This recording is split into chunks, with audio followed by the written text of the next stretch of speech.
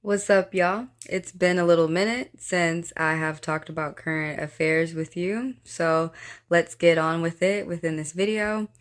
If you guys would like to flip back and forth throughout the video, timelines are going to be found down below. And if you would like to refer to the articles that I am referring from or the videos that I'm pulling from, that's going to be found in the description of the video as well.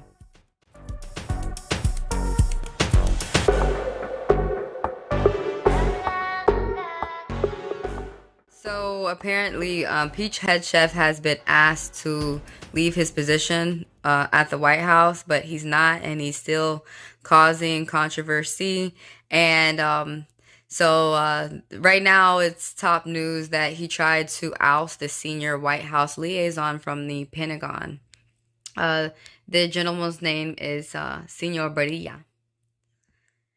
This is going to be in the description below as well. The article is just going over disagreements and basically trying to get rid of people, but Senor Barilla, Mr. Barilla, Mr. Hegseth is unable. The clash last week between Ricky Barilla, Hegseth acting chief staff, and Matthew A. McNick, who coordinates personal policy with the White House liaison at the Pentagon, appears rooted in Barilla's frustration with pushback from the White House as he attempts to fill position in the Defense Secretary office. It coincides, too, with the White House refusal to let Barilla take over of the powerful chief of staff job on a permanent basis. Supposed to be getting ready to go to Tennessee, so pack your bags and get ready to ship your booty butt on over to Tennessee. Or did you find out that they're not into this type of stuff either? Some people are ready to make money. They're not into all this type of drama and fighting. Hegseth fixated on trying to stop a succession of embarrassing leaks to the news media. Earlier this year, threatened with polygraph tests conducted on Sims. He's testing everybody up there with polygraph tests. Has anybody gotten him with a polygraph test yet? He's probably passing because he's so fucking good at lying. And then, that's still not a number one indicator. Like, people can beat polygraph tests. So, like, really, we need to stop doing that shit. What does that have to do with people doing their job, though? Barilla has faced scrutiny alongside Hegseth over the secretary use of the unclassified chat app Signal. The Defense Department, an independent inspector general, has received evidence that Hegseth's Signal account in March shared operational defense about the forthcoming bombing campaign in Yemen. Information taken from classified email labeled as secret or no foreign. Really? That's how y'all label shit? No foreign. No foreign to look at this. I just think that it's very interesting that he's trying to fire some people, and you can't do that to everybody. Oh, last week, Hegseth's team at the Pentagon lashed out at the Inspector General office in what appeared to be an attempt to undermine the inquiry legitimacy even before the findings are made public. Reporting just this week in the New York Times on Hegseth about some recent clashes between him and his top generals, reportedly over internal promotions following suspicious leaks. As a veteran yourself, what is the danger if the defense secretary doesn't trust his generals? So the danger here is that the defense secretary is a massive distraction to the normal business of the Pentagon, which is to conduct war and keep America safe and support our allies overseas. Instead, though, this has turned it into a reality TV show with random leaks, turmoil, and infighting. And that is not positive to our national security. With respect to my friend Charlie, I disagree with virtually every single thing he just said, although I respect his wisdom. They need an off-ramp for the Secretary of Defense. Secretaries of Defense don't normally want to be senators. Senators want to be secretaries of defense.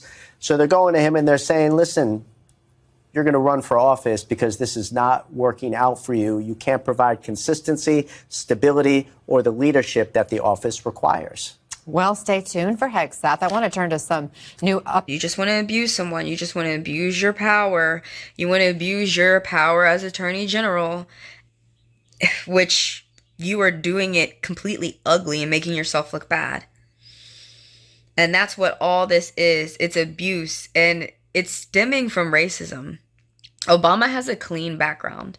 Like, of course, this is pissing people off because when someone actually does help the community in a wonderful way, what you need to do is shut your mouth about them. Don't talk about them anymore, especially because Blondi right here. So throughout this video, I'm going to be referring to Blondi as Blondi, General Attorney Pam Bondi as Blondi. It's just going to be easier. And Tulsi Gabbard is going to be Cruella, okay? This is just going to be easier for us as we go throughout the article. You remember I like to talk in layman's terms so you guys can keep up with me. So are we going to go through this whole article? Am I just going to touch on the basics that I want to talk about?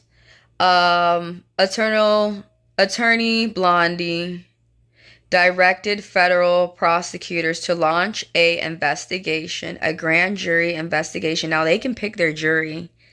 They can manipulate that. Into accusations of members of Obama's administration manufactured intelligence about Russia's 2016 election interference. A source familiar matter, they already told CNN. She's subpoenaed parts for a criminal investigation to renew allegations of the Democrat official tried to smear Donald Trump during his 2016 campaign. They're saying falsely colliding with Russia's government. And I mean, how is that not obvious, the way that Trump right now is kissing Putin's ass? Oh, by the way, Putin, I be calling Putin Pootie, or sometimes Pooh. So, help speed you up on that. So they want to pursue a criminal case, which is fucking... I get that you're an attorney, but they're both attorneys too. And then, I mean, you have help of prosecutors. They do too. And then you have TV prosecutors, like Jeanine Pirro, who she's prosecuting on TV looking cute. Kamala Harris, we know her to be a real prosecutor, and she doesn't need to be on TV to do her job. She can go be a prosecutor and make that look cute by doing the job. All right, so, so this move was followed by Cruella, who did disclassified documents in July, where she's saying that Obama's administration has a conclusion that Russia tried to help Trump defeat Hillary Clinton. Is there anything else I wanted to talk more from this article real quick? Yeah, guys, now, we got to be careful who we make friends with out here, okay? Elon Musk says that he will spend a lot less money in politics. May 20th, 2025. Elon Musk spent a record amount of money in 2024 election to help Donald Trump be elected. He says he will be pulling back. I hear that. Especially when you don't even get a thanks and you're getting a boot, up your butt, and you're having a little fallout, public tiff with your friend. I think I've done enough. Yeah, I think you have too. After spending more than about $300 million to help Trump get elected, and a favorite congressional candidate, that's his favorite congressional candidate, elected, Musk turned his political attention onto the Supreme Court race. Yeah, there was some drama going on over there. Yo, little tiff. Now, don't be... Who's the real daddy? The sugar daddy. Oh, the rest of the article is interesting. Do you realize that there's a conflict of interest? This part right here, where... Oh, racist laws. That guy. Why... The interviewer asked Musk, why do you like racist laws? This part of this article was very interesting, where Musk replied, you certainly ask interesting questions that are impossible to answer. That made me pause a bit. I said, Elon hadn't asked himself that question yet? It's crazy. Elon Musk pushes false conspiracy about voting machines during swing state town hall. And this is October 18, 2024. To be honest with you, I don't think it's a conspiracy. And I believe that if you listen, that these people are telling you what they're doing. Like, it's coming out the horse's mouth. Confessions. It's not even an accusation. While speaking at town hall in a swing state, Pennsylvania, Thursday, tech CEO Elon Musk repeated false conspiracy theories claiming the voting machines rig elections, an assertion that has been repeatedly debunked since it has pushed the wake of 2020 election by seeking to overturn former President Donald Trump's loss. I'm a technologist. I know about computers, Musk told the crowd during the event. And I'm like, the last thing I would do is trust a computer program because it's just too easy to hack. Wow. No one thought about this. No one's paid attention to that. It's too easy for you to hack. Okay. And some people wouldn't think that the person who's telling you, yeah, that's too easy to hack. Some of y'all out there don't think that this person is doing this and it's coming out the horse's mouth. So that's why Cruella, Tulsi Gabbard, is upset that people are not listening to her. And Blondi shouldn't listen to her either because you're making yourself look dumb too.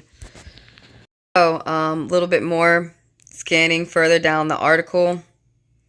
Fox got sued, though, for telling people from Dominion, which is the company that the machine counts the votes. And they're saying that Fox is the one that pushed the conspiracy. But I would have to agree with Mr. Musk on this. And his comment, Musk named Dominion while linking the voter machines to loss for Republicans in Philadelphia and Arizona, saying there's always a sort of question like the Dominion voting machines.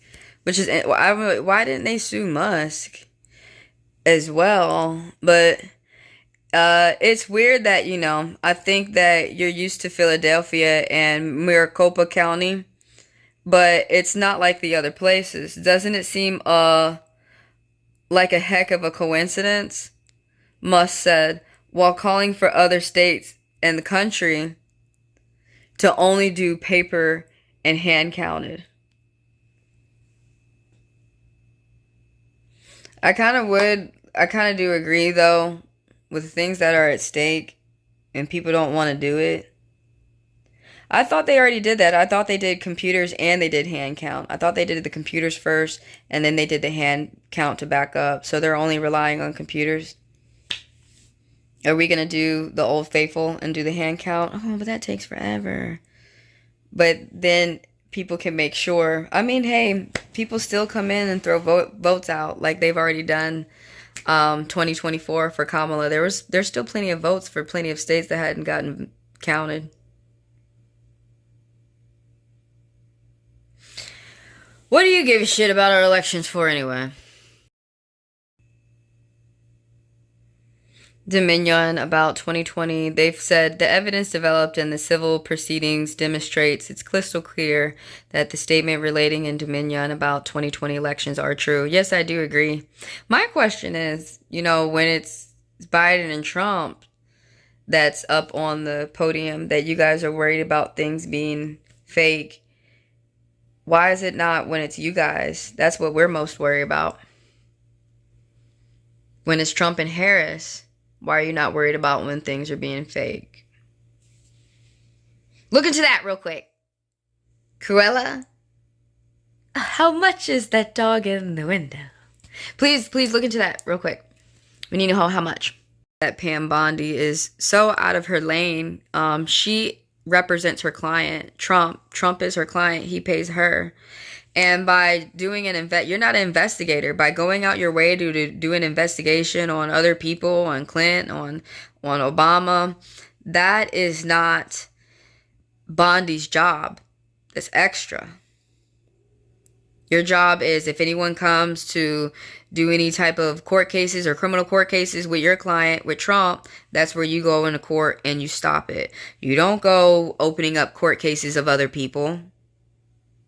You're supposed to be paying attention to Trump. My next question was right here. This is Google.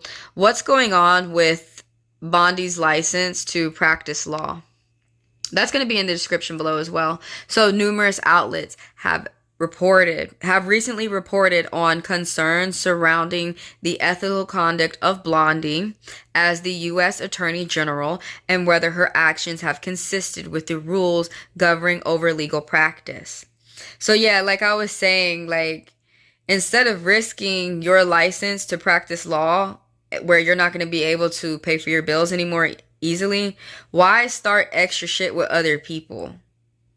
You just wait for people to come to you, and then you go to town in court. So Blondi has been the subject of ethics complaints filed with the Florida Bar by legal scholars, attorneys, and formal judges, alleging serious professional misconduct and that she has sought to compel Department of Justice lawyers to violate their ethical obligations under the guise of zealous advocacy. The complaints cite examples of lawyers allegedly being pressured or disciplined for resisting orders they are considered ethically unsound. Things that you should not be doing to a human being. She's up there trying to force people to go against their job and do it and break the law, because she breaks the law. And so she's trying to get other people to do that. So now she has gotten complaints on her license for the Florida State Bar to look at that and for it to be revoked. However, the Florida State Bar has reportedly dismissed these claims. So right now they can only put it on pause. And I'm going to talk more, asserting that it does not investigate or persecute sitting federal officers appointed under the U.S. Constitution that they are in office, according to Miami Herald. This stance has been challenged by fuckers who argue that the bar's responsibility to regulate the legal profession, that the McDade Amendment, the federal statute, makes Department of Justice lawyers subjugate to state bar rules, meaning the rules that she has to follow in Florida, she has to follow while she is a federal officer, while she's up there at the White House. So all this doesn't even fucking make sense, why the bar is not proceeding with the complaints on her license. Besides the fact that, let's cut the shit and let's get real. They are for all this idiocy. They are for all this calamity. If somehow it happens that the people at the Florida State Bar, due to Pam Bondi, that they lose their job, none of them even think, well, if I had just taken care of this situation now when she was going crazy, maybe I wouldn't lose my job later. See, that's another thing though. Y'all be looking out for these people, and they do not turn around and look out for you. I don't want to hear the crap about the J6ers, that you release the J6ers. Well, once you release them and they come out and they get in trouble again, you don't go back out and continue to re-release them. These, if you pay it, like, what is it called? They call that bribery, right? When you're forcing someone to do something for you, you're supposed to be trading something to them, but you may not get what they are offering to you. It's important to note that these are allegations and they have not been proven in the court of law. That's why people are reporting. That's why people are complaining to the bar, so you can take her to the court and they can be proven. Blondi and her supporters have been defended in her actions, and the chief of staff has characterized these complaints as performative attempts by these out-of-state lawyers who weaponize the bar complaints process, which is funny. She knows that she's abusing her power and fucking up the millions of lives of the masses and causing a mass hysteria. This is why you're getting complaints to the bar. And then on top of it, add a state. Some of those people probably are from your state. Some of those people are probably, you're in feds. You're the federal. Some of those people are people that you've probably hurt. You're federal. You're over the whole nation. So it makes sense that people within the nation are going to be putting in complaints about you. Your home is in Florida. So they just put it in Florida. But don't worry, they're going to think of something else. I'm sure they have, and they're working on it. Nude photos of Melania Trump have been aired on Russia's most watched state TV channel during a program supposedly dedicated to celebrating Trump's election victory.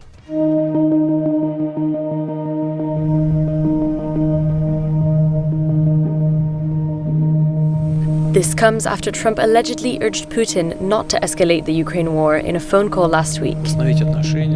But the Kremlin denies that this phone call ever took place.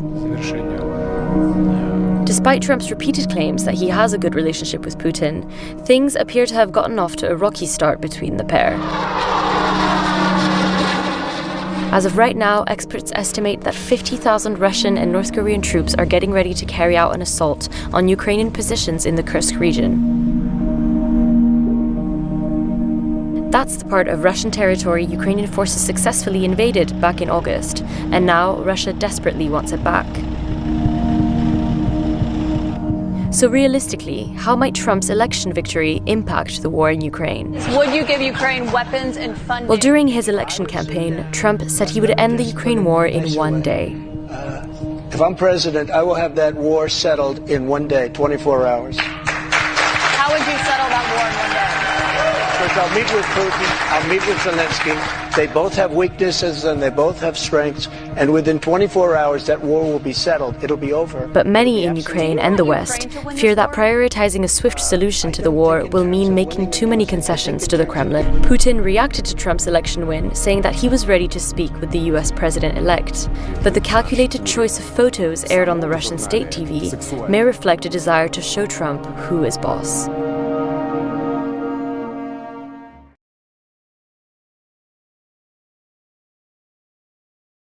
Campaign ad and met with Israel Prime Minister Benjamin Netanyahu in Washington, D.C. As ABC's Christiane Cordero explains, the attack ads are hitting the airwaves on both sides. Tonight, likely Democratic presidential nominee Vice President Kamala Harris meeting with Israel's prime minister and reaffirming her support for Israel and push for a ceasefire in the war in Gaza. I also expressed with the prime minister my serious concern about the scale of human suffering in Gaza, including the death of far too many innocent civilians. Benjamin Netanyahu also meeting with President Biden. Former President Trump and Netanyahu scheduled to meet tomorrow. But tonight, new scrutiny for Trump's running mate, Ohio Senator J.D. Vance, and his 2021 comments disparaging Harris for not having children. We're effectively run in this country via the Democrats, via our corporate oligarchs, by a bunch of childless cat ladies who are miserable at their own lives. Yeah, my mic was off while I was saying something, so I'm just going to voice it over. And I said, shut your ass up. Just shut the fuck up, JD. Shut up. Back and forth with the words, and you bad at that too. With your eyeliner badly done, smeared it bad as fuck. That look worse than high school type shit. Just shut up. And then your wife is Middle Eastern, and you over there throwing bombs on the Middle East like you don't give a fuck about them. Let me show you what a ceasefire, the type of ceasefire him and his cabinet, him and Trump do, because you suck.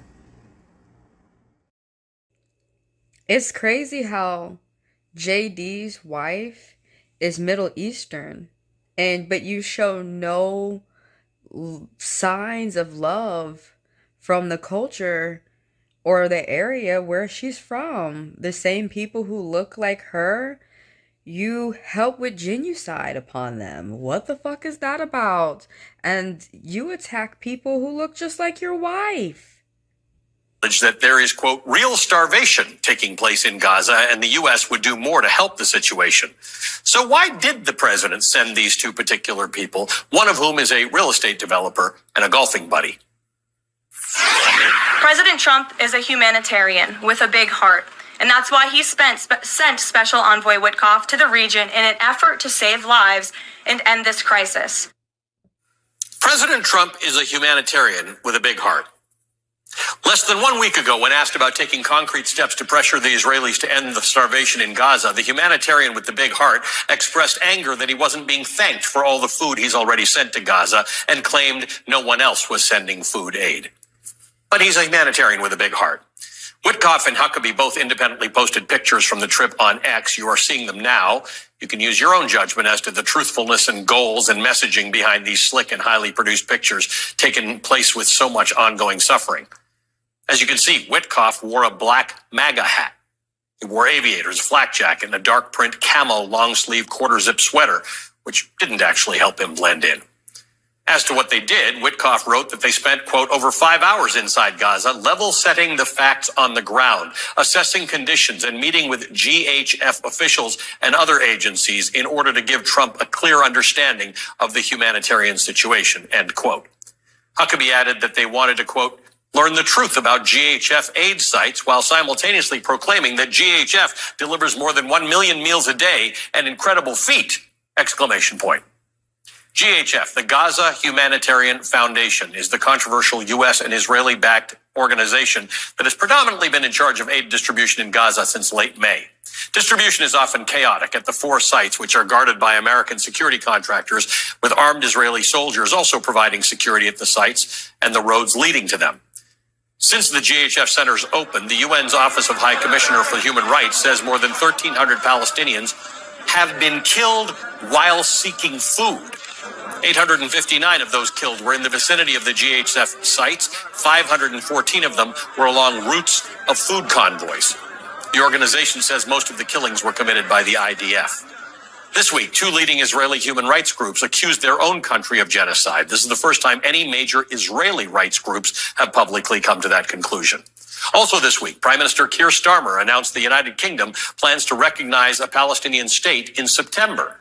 This follows a similar announcement by France. Now, while more than 140 countries already recognize Palestine as a state, these will be the first of the G7 group of industrialized nations to do so. Prime Minister Mark Carney says Canada will do so as well, noting that the, quote, level of human suffering in Gaza is intolerable. This is the place the man tasked by the president with bringing about a peace deal wore a Make America Great Again hat. Joining me now, Nicholas Kristof, Pulitzer Prize-winning columnist for the New York Times, author of the book Chasing Hope, A Reporter's Life, and somebody who is not at all surprised by what the Trump administration seems to be learning this week by visiting Gaza. In fact, one doesn't need to visit Gaza to understand the humanitarian tragedy that has been reported there for months. Nick. Absolutely. And, I'm afraid it would be great if this visit to Gaza was somehow a spur to action and exploration of what could be done to actually address the situation. But I'm afraid it's a substitute for action, not a spur to it.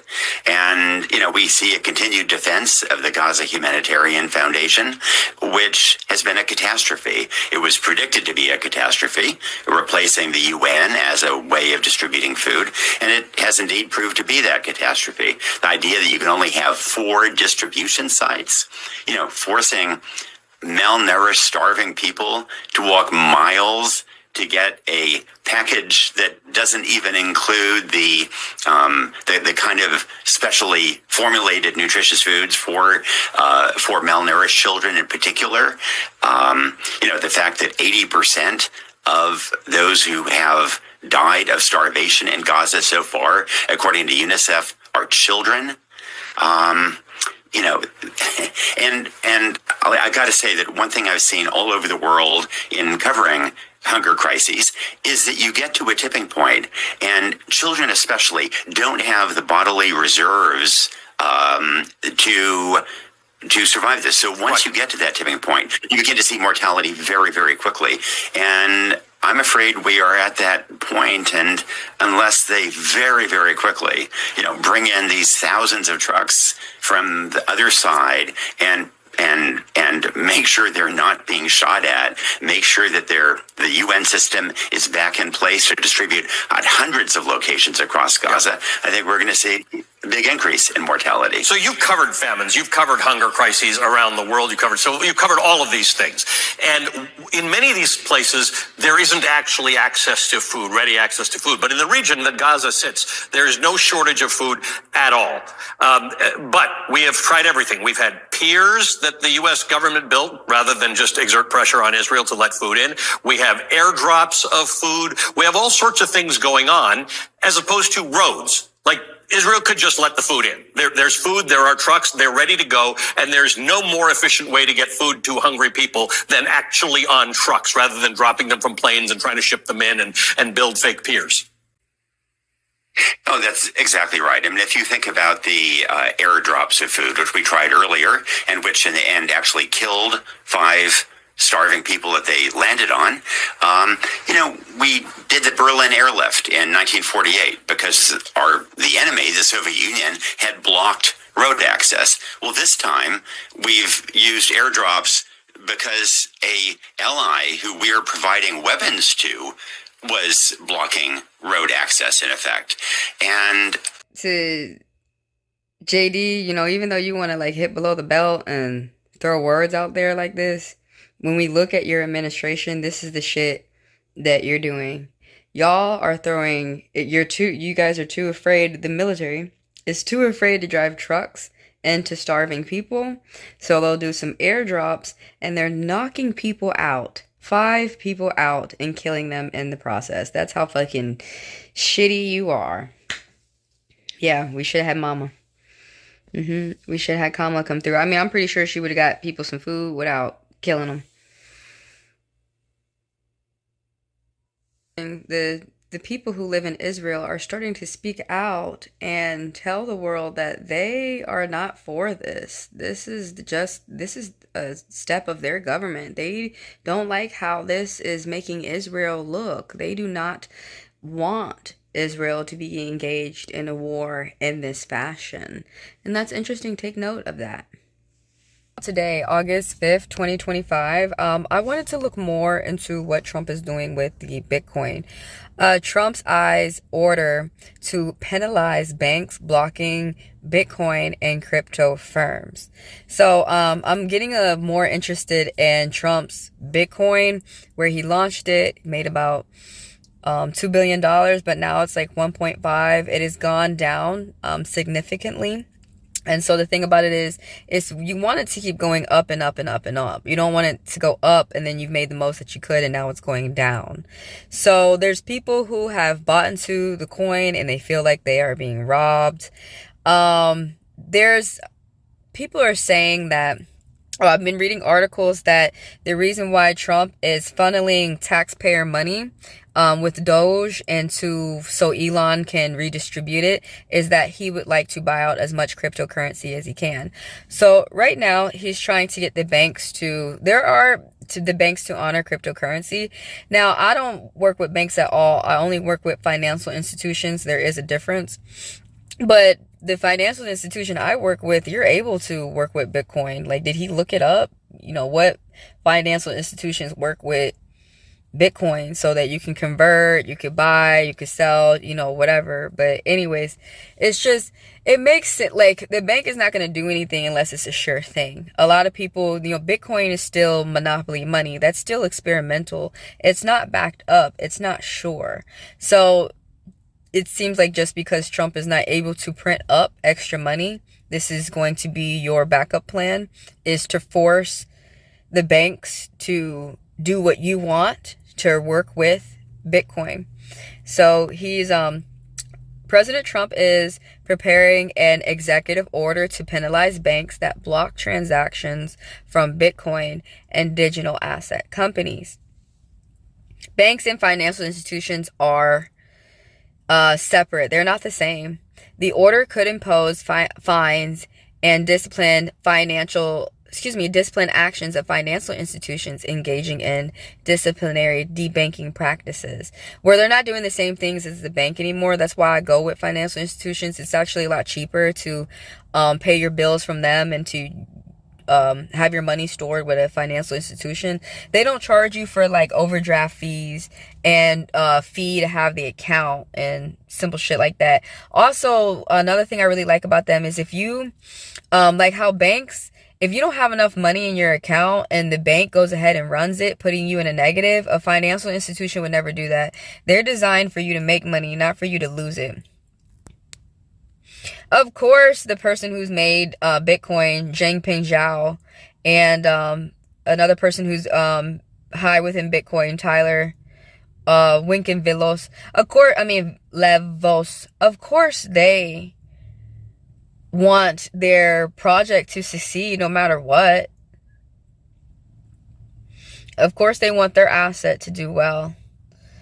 U.S. President Trump is reportedly preparing an executive order that will penalize banks for blocking transactions involving Bitcoin. He just, like, first of all, just because you're the president, what is ruled over our money, the Reserve Bank, the IRS, you don't control them. You can't go around telling everybody what to do, and you don't control the IRTC, you don't control the Reserve Bank, you don't control the IRS, the banks do what they want.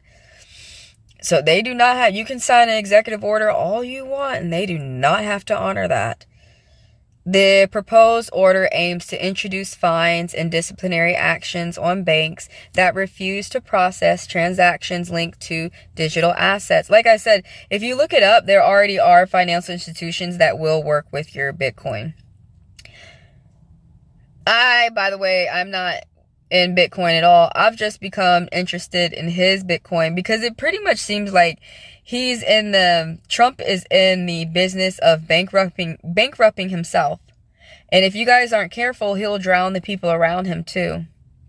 Addressing long-term standing discrimination. That's not discrimination. Bitcoin is still looked at as monopoly money. Even though there's some people out there who are into Bitcoin, majority of the world is not. So I don't even see how people think, if majority of the people are not on the same page as you, how do you think that's going to be successful? Don't you think you need everybody else up on the same page as you? This is what I thought was, of course, the Zhangping Zhao comments. It used to be that corresponding banks in the U.S. block transactions involving crypto. This opens banks for crypto internationally. This opens it for you to crash the banks easierly. This is right here. So JP Morgan, also, he's the owner of EBT that's in America. Gemini co-founder Tyler Winklevos has criticized recent bank practices, including JP Morgan's decision to charge fintech firms for access to customer banking data. Oh, that's awesome. So, like, okay, now I always believe that whenever there's extra fee that needs to be charged, they're going to charge the customer. But it says right here, JP has decided to charge fintech's firm for access to the customer's banking data. Each time that you're going to use Bitcoin to go in someone's account, he is going to charge the firm. So yeah, like I was saying, that's pretty awesome. I am correct. It's not going to charge the customer. It's going to charge the company that wants to have, like, if a company wants to come in, do whatever type of Bitcoin or whatever type of data that they're trying to pull from your account through the bank, he's going to charge them. JP Morgan, Chase Bank. And a lot of people, if he's successful with that, other people will copy him as well. This is Jamie Dimon and his cronies are trying to undercut President Trump's mandate to make America the pro-innovation and the crypto capital of the world. We must fight back. You guys know that's a lie. You know, sometimes people say a lot of wonderful stuff, but if there's no work that's going to be applied to something, then that's how you know you're being scammed. All you gotta do is just sit back and everything's gonna be wonderful. Just let Trump do his thing and everything's gonna be great. That's how you know you're getting scammed and manipulated. Okay, basically, there is more than one dictator that's trying to take over the world right now. It's like the takeover of the dictators right now. Everybody trying to be Putin. But how RFK is, how they're all trying to make these laws. RFK is saying, oh, they don't have DEI in China, so we're trying to copy the same thing. We're trying to do the same thing. Yeah, in other countries, if you get caught staging a coup, you have to get arrested. So some of the people within Trump's cabinet do not realize how free they are within this country.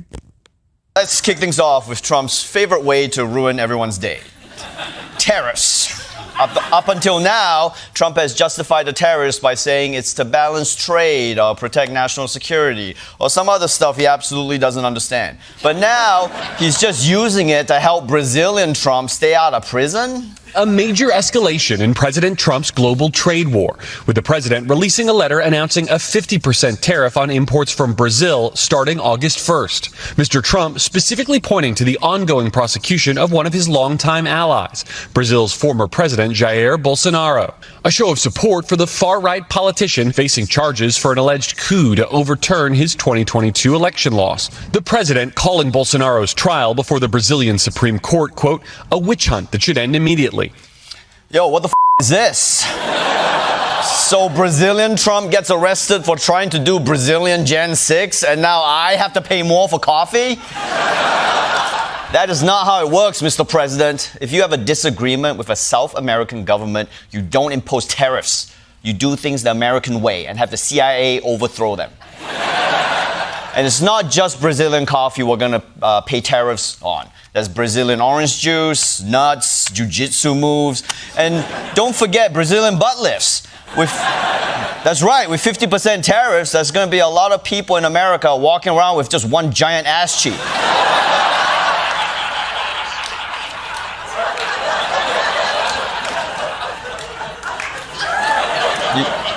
You know what? I think I prefer this. And Americans might be wondering why Bolsonaro is in trouble in the first place. But let me explain. You see, in other countries, they actually arrest leaders who try to coup. I know, it's a different system.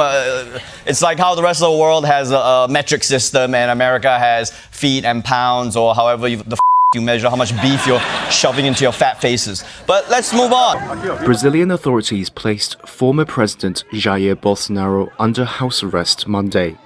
The move could likely stoke tensions with US President Donald Trump, who recently tied new tariffs on Brazilian goods to what he called a witch hunt against Bolsonaro, an ideological ally. Bolsonaro is facing charges of plotting a coup to overturn his 2022 electoral loss to leftist President Luiz Inácio Lula da Silva. An election-denying movement came to a head in riots that rocked the capital, Brasilia, in January 2023. It drew parallels to the violence at the US Capitol after Trump's electoral loss in 2020. In issuing the arrest order, Supreme Court Justice Alexandra Guimarães said the right-wing ex-president did not comply with judicial restraining orders imposed on him last month. Bolsonaro is banned from receiving most visits and from using a cell phone. A press... Yeah, and he can't use a phone. See? Y'all see? Y'all think things supposed to happen overnight. Y'all ever heard that saying? Careful you don't fall in that grave that you're trying to dig for me, which is perfect for this Trump on Obama mess. The same thing that happened to your friend Trump can happen to you. Birds of a feather flock together. And how BiBi, I forgot we call him BiBi because a lot of people can't say Bolsonaro, but because how BiBi ain't got no phone. Your ass might be at home 12 without a phone. That shit sucks. Watch out. Act right now. All right, I'm going to see y'all later. I'm going to see y'all in the next video.